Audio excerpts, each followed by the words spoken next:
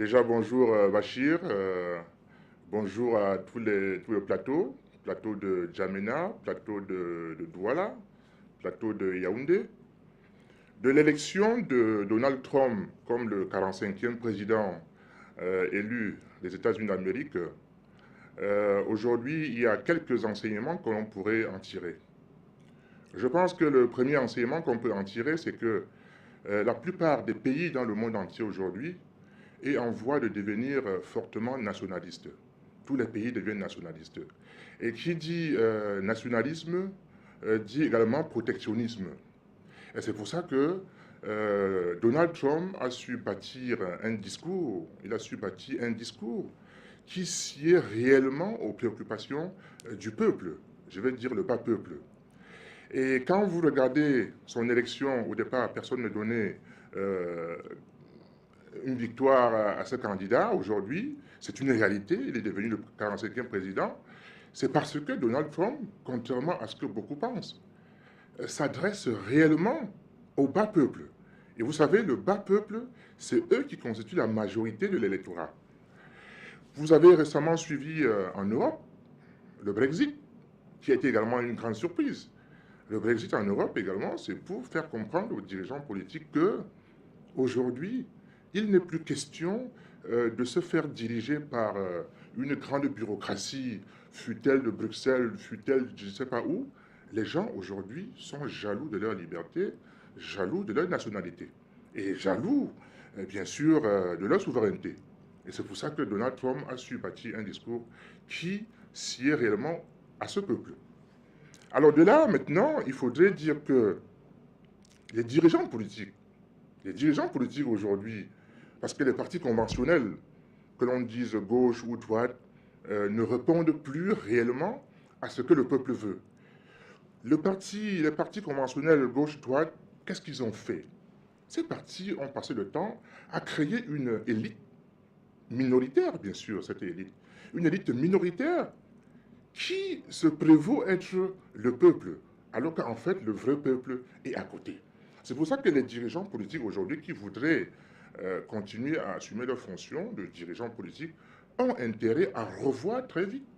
Ils doivent revoir très vite leur façon de faire la politique. Et en tout cas, la meilleure façon, d'après ce qu'on a vu aux États-Unis, c'est de pouvoir faire travailler réellement pour le bas peuple. Parce que c'est le bas peuple qui, qu'on le veuille ou pas, qui a le dernier mot dans une élection dite démocratique. La deuxième chose qu'il faudrait souligner, c'est que le président Donald Trump, en campagne, pendant et avant, il a dit que s'il était président, il va se rapprocher de la Russie et de la Chine. Vous savez, la Chine aujourd'hui, c'est la première économie florissante du monde. Et la Russie étant la puissance militaire reconnue sur le plan mondial.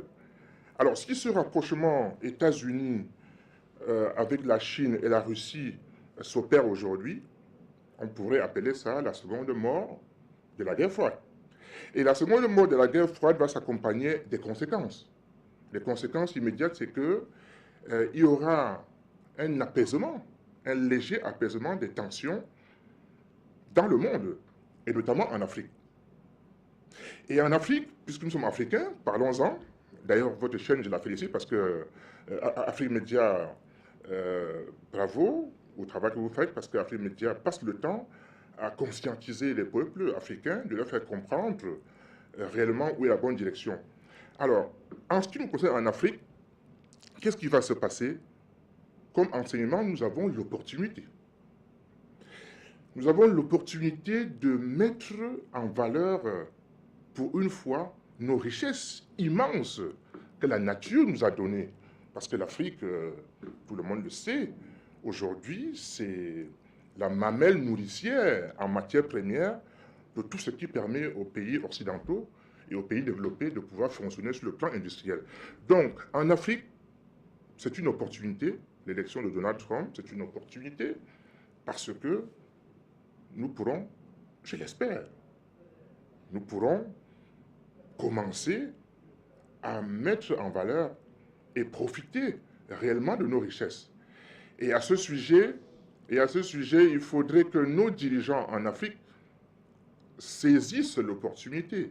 Ils doivent saisir l'opportunité qui est aujourd'hui donnée de pouvoir travailler réellement pour le bas peuple et non pour une certaine élite minoritaire qui se prévaut tout le temps être le peuple alors que le vrai peuple est à côté.